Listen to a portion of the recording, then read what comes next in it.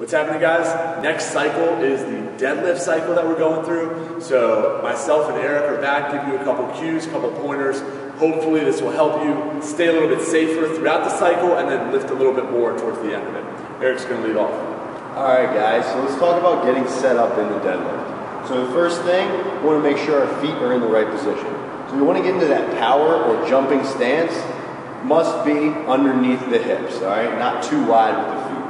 So once your feet are up close to the bar, the next setup is the upper body. We want to stay tight. We always talk about the core staying tight, right? So sucking that belly button to your back, staying nice and tight, pushing out with your body, not sucking in. The other thing we neglect a lot is the lats and the upper back. So in order to get that nice and tight, I like to put my hands out to the side, and on the way down, you're squeezing here in the lats. Nice and tight. Now you can take your deep breath, go to the bar, get your set up with your hands slightly outside of the shoulder width, and drive through the balls of your feet, standing tall and hinging forward on the way back down, staying nice and smooth, keeping that bar in a straight path. One more time, Gio. Excellent. All right, we switch spots. I'm going to talk a little bit about the faults in the deadlift. I'm Eric, approach the bar, feet in under, just like we talked about before, feet under the hips. He's going to brace his stomach, he's going to come down, get his lats nice and tight, hinge over, grab onto the barbell, and then stand it up.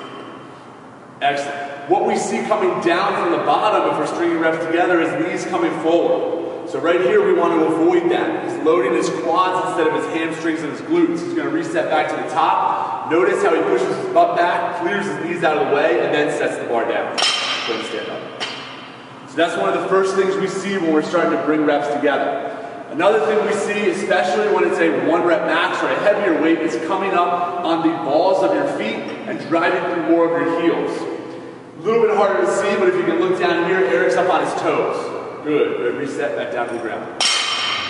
So again, that one was hard to see, but as Eric said in the beginning, you want to drive through the balls of your feet. You don't want to let your toes come up off the ground and stay back on your heels, all right? Keep your whole foot on the ground so you can drive the most power up as you can. All right, one more real quick. Let's do the neck. Let's go about this. So head cocked up, looking to the ceiling, kind of that old school lifting thought we want to avoid. We never want to lift in this position. He's broken right here, so he's going to bring his head down. So now he has a nice straight line from the bottom of his spine to the top of his head. Excellent. Reset back down. Last one, we talk about this all the time, is rounding in the back, all right?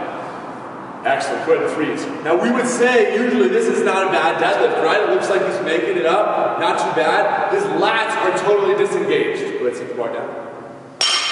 So any rounding, especially in the upper back, is what we want to avoid. And we think it's something that a lot of people are neglected in class because we're constantly focusing on the lower back and the core. So make sure to use Eric's cue of kind of tightening down with your lats, coming in, grabbing the bar. Notice how much flatter this stays throughout the movement.